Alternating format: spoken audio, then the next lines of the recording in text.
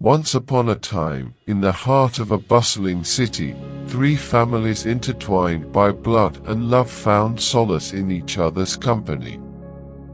Every weekend, they gathered, sharing laughter, stories, and dreams, their bonds growing ever stronger amidst the urban chaos.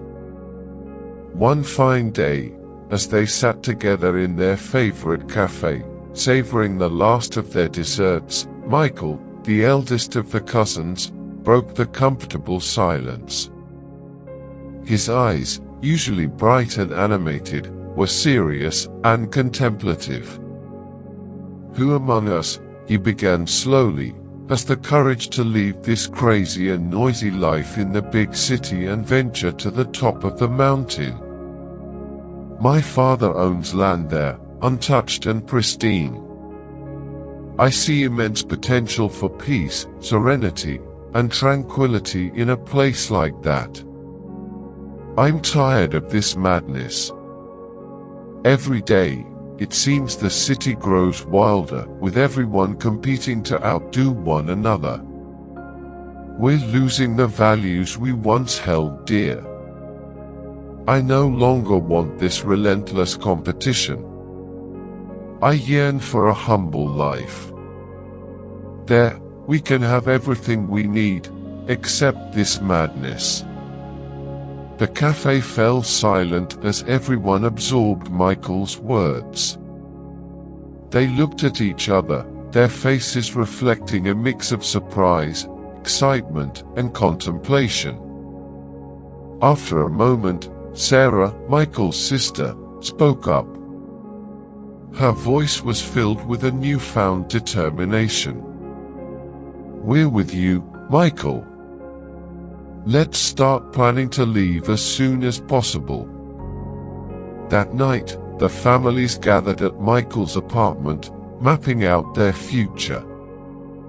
They divided tasks, selling their city homes, arranging for their children's education in the new place, and packing their belongings. Excitement buzzed in the air as they envisioned their future amidst nature. Months passed, and the day finally arrived. The families, cars packed to the brim, began their journey to the mountain. As they ascended the winding roads, the city's noise faded, replaced by the gentle rustling of leaves and the songs of distant birds. The air grew fresher, and a sense of calm washed over them. At the top, they found the land just as Michael had described, vast, green, and serene. The families set to work immediately, building their new homes, planting gardens, and creating spaces for their children to play. They worked side by side, their bonds strengthening with each passing day. Life on the mountain was everything they had hoped for and more. They rose with the sun, breathing in the crisp, clean air, and spent their days in harmony with nature. The children thrived, exploring the forests and streams, learning about plants and animals. The adults found joy in simple tasks, tending to the gardens, baking bread, and crafting furniture. One evening, as they sat around a large bonfire, toasting marshmallows and sharing stories, Michael looked around at his family. Their faces glowed with contentment, laughter echoing into the night. He realized they had found something priceless: peace, community, and a deeper connection to each other and the world around them. "We did it," he said softly. "We found our haven." Only once a month did the husbands go to the city to buy food and other essentials for the month. They would return with the car laden with supplies, but as time went on, they needed less and less from the city. In the spring, they began to prepare the land for planting vegetables. They worked together, turning the soil and planting seeds, knowing that the fruits of their labor would sustain them. The chickens they had brought with them provided fresh eggs, and their vegetable garden flourished with tomatoes, beans, carrots, and an array of herbs. They planted everything that could be planted, maximizing their self-sufficiency. If someone's house was missing something, someone else would provide it. If one family had an abundance of tomatoes, they would trade with another who had extra potatoes. They built a communal spirit where sharing was second nature. It truly was a dream life. In the summer, the husbands would go down to the nearby river to fish. They would bring back an impressive haul, and to preserve the fish, they cleaned and packed them in salt. This simple method ensured they had a supply of fish throughout the year. The meat they brought from the city was cooked and stored in cans with grease for preservation, a practice learned from their grandparents. The stoves were wood-burning, both inside and outside the home. They collected wood from the forest, stacking it neatly for use throughout the year. The scent of burning wood became synonymous with warmth and home. Inside, each house had a fireplace they had built themselves. In winter, when the cold wind howled outside, they would gather around the fire, feeling its warmth seep into their bones. Life was simple but full of love, complicity, humility, and peace. The children grew up learning the values of hard work, cooperation, and respect for nature. They played together in the meadows, climbed trees, and built forts in the forest. In the evenings, after a day of work and play, the families would gather together for dinner. They shared stories, laughter, and sometimes sang songs by the firelight. The women would knit, mend clothes, or work on crafts, while the men would carve wooden toys for the children or repair tools. One particularly cold winter evening, as they all sat around the roaring fire, Sarah spoke up. "Do you remember the days in the city?" she asked, her voice soft with nostalgia. "It feels like a lifetime ago." Michael nodded. "I do. But I wouldn't trade this life for anything. We've found something precious here." The others murmured in agreement, their faces glowing in the firelight. They had traded the chaos of the city for a life of simplicity and contentment. They had found peace in the rhythm of the seasons, joy in their shared endeavors, and a deep sense of belonging in their little community. Before winter arrived, the families meticulously organized themselves, knowing that the harsh weather would make trips down the mountain nearly impossible. They stocked up on non-perishable food items, ensuring their pantries were full to bursting with essentials. The women worked tirelessly during the summer, preparing for the long, cold months ahead. They harvested and stored potatoes, made preserves from an array of vegetables, and filled countless jars with homemade jams. They bought large quantities of flour for baking cakes and bread, ensuring that their homes would always be filled with the comforting scent of fresh-baked goods. Before leaving the city, they had sold their houses, investing the proceeds wisely. The interest from these investments provided a steady income, ensuring they never had to worry about financial stability. Life was good. They spent little, focusing on self-sufficiency and enjoying the bounty of their labor. The future of their children was secure, free from the financial anxieties that had once plagued them. One warm summer evening, as they sat around a bonfire, they began discussing their finances. The fire crackled, sending sparks into the starry sky, while crickets chirped in the background. The mood was light, filled with contentment and camaraderie. "I have to say," began Mark, one of the husbands, "today, I have more money than when I worked like crazy in that noisy city full of problems." Everyone smiled and, as if on cue, responded in unison, "Me too." Mark continued, his face illuminated by the flickering flames. "If I had known this, I would have done it much sooner. How can it be that I don't work and yet make more money?" Sarah, his wife, laughed. "We might not work in the traditional sense, but we're far from idle. We've just found a way to live that brings in money without the constant stress and competition." Michael nodded thoughtfully. "It's the simplicity of our lives. We spend less, we produce what we need, and we aren't caught up in the endless cycle of consumerism. Our investments work for us, and we've minimized our expenses." Linda, another cousin, added, "We've also rediscovered the joy of working with our hands, of creating and providing for ourselves. There's something deeply satisfying about that. Plus, we're teaching our children values that money can't buy."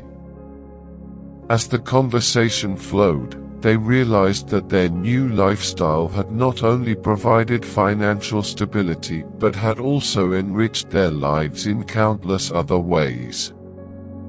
They were healthier, happier, and more connected to each other and the natural world. They had time to pursue passions, to read, to learn, and to simply be. The children, meanwhile, played nearby, their laughter ringing through the night. They had adapted beautifully to their new life, finding joy in nature and the simple pleasures of their mountain home. They learned practical skills, discovered the wonders of the forest, and grew up surrounded by love and community. As the fire burned down to glowing embers, the families felt a deep sense of gratitude for their decision to leave the city. They had traded the frenetic pace of urban life for a slower, more meaningful existence.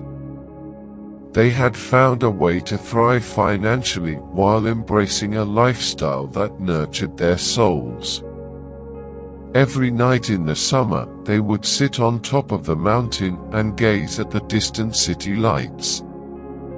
From their vantage point, the city below seemed like a sea of twinkling stars, but up there, amidst the stillness of the mountain, they couldn't hear a single sound from the bustling metropolis, not even a car horn. One evening, as they relaxed on their homemade wooden benches, sipping on freshly brewed herbal tea, Michael spoke up. "Imagine how it is down there at this time. Everyone is coming back from stressful work, stuck in traffic, honking their horns, while here we only hear our voices, the croaks of frogs, the hoots of owls, the chirps of crickets, and the beauty of fireflies dancing in the night." Sarah nodded, her eyes reflecting the glow of the fireflies. "It's like two different worlds. I can't believe we used to be a part of that chaos. Here, it feels like time slows down, and we can truly appreciate the simple pleasures." Linda added, "And the children are growing up with such a deep connection to nature. They know the sounds of the forest, the patterns of the stars, and the rhythms of the seasons. These are experiences that city life could never offer. Mark leaned back, looking content. This is what true wealth feels like, having the time and peace to enjoy life, to bond with family, and to live in harmony with nature. It's priceless. As the conversation drifted, they reminisced about their old lives, each sharing memories of stressful commutes, crowded streets, and the relentless noise of the city. They laughed about the absurdity of it all, now that they were free from it. Their transition to mountain life had not only changed their environment, but also transformed their perspectives on what truly mattered. The children, meanwhile, chased fireflies, their laughter ringing through the air like a gentle melody. They had adapted seamlessly to this new life, finding endless adventures in the forest and fields. Their days were filled with exploration, learning, and play, activities that nurtured their curiosity and imagination. As the night deepened, the families fell into a comfortable silence, each lost in their thoughts. The stars overhead seemed brighter and closer than ever, a celestial tapestry that reminded them of the vastness of the universe and their small but significant place within it. Michael broke the silence, his voice thoughtful. "We made the right choice. Here, we're not just living, we're thriving. We found a way to be truly happy, away from the noise and the rush. This is what life should be about." The others murmured in agreement, feeling a profound sense of contentment. They had left behind a world of stress and competition and had found a haven of peace, community, and natural beauty. Their lives were simpler, but infinitely richer. As the fireflies continued their luminous dance and the sounds of the night filled the air, they knew they had discovered something precious, a way of life that nurtured their spirits and strengthened their bonds. And with that knowledge, they felt an unshakable gratitude for the journey that had brought them to this mountain, this home, this moment. Even in the summer, the mountain air was cool, often requiring light sweaters even during the daytime. The mornings were especially crisp, with a gentle mist hanging over the landscape, giving the entire area a dreamlike quality. Each day began with the families gathering in one of their homes for breakfast. The smell of fresh bread, eggs, and homemade jams filled the air, and the warm chatter of the families brought a comforting start to the day. In this close-knit group, there were 2 teachers, Mark and Linda, and 2 mothers, Sarah and Emily, who had previously been teachers but had chosen this simpler life for the sake of their well-being and their families. After breakfast, it was time for the children's lessons. The 4 children, who ranged in age from 6 to 10, sat eagerly at a long wooden table that Mark and Michael had built together. The teachers took turns leading the classes, ensuring that each child received a well-rounded education. Subjects ranged from mathematics and science to literature and history, and the natural surroundings of the mountain provided endless opportunities for hands-on learning. While one of the teachers conducted the morning's lessons, the other prepared lunch. They cooked with ingredients harvested from their own garden, ensuring that every meal was both nutritious and delicious. Fresh vegetables, eggs from their chickens, and occasionally fish from the river made up their simple yet hearty diet. Everything worked perfectly, almost like a fairy tale. The children thrived under the personalized attention and the unique curriculum that incorporated both traditional subjects and practical life skills. They learned how to read and write, but also how to identify different plants, tend to the garden, and respect the natural world around them. During recess, the children would run outside to play, their laughter echoing through the trees. They climbed rocks, explored the forest, and observed the wildlife, gaining knowledge and experiences that would stay with them for a lifetime. The adults often joined them, enjoying the freedom and beauty of their surroundings.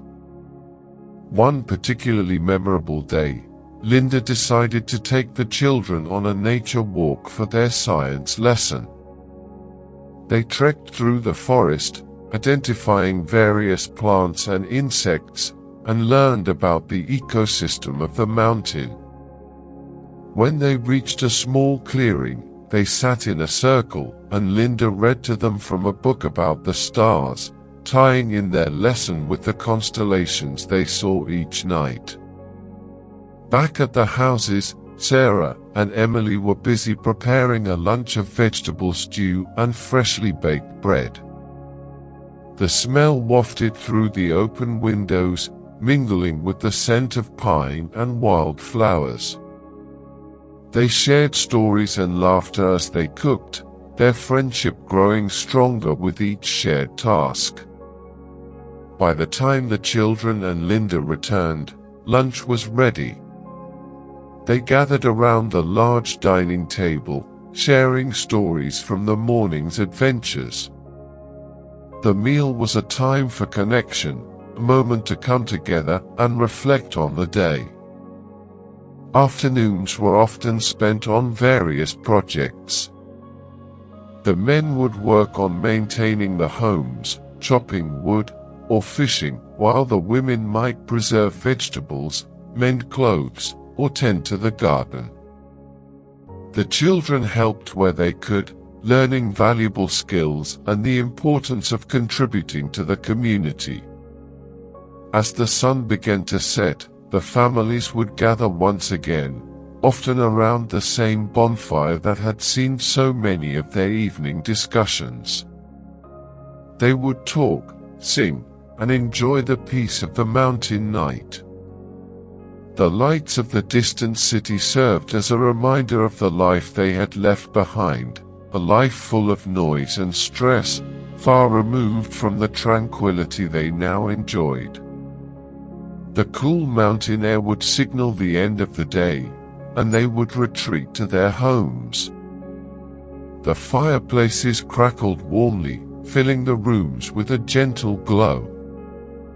They would tuck their children into bed, the little ones already dreaming of the adventures that awaited them the next day. In their own beds, the adults would reflect on the life they had built together. It was simple, but it was rich in ways that truly mattered. They had found a way to balance work and play, community and individuality, nature and nurture. And as they drifted off to sleep, they knew that they had indeed created a life as perfect as any fairy tale, high up on their peaceful mountain.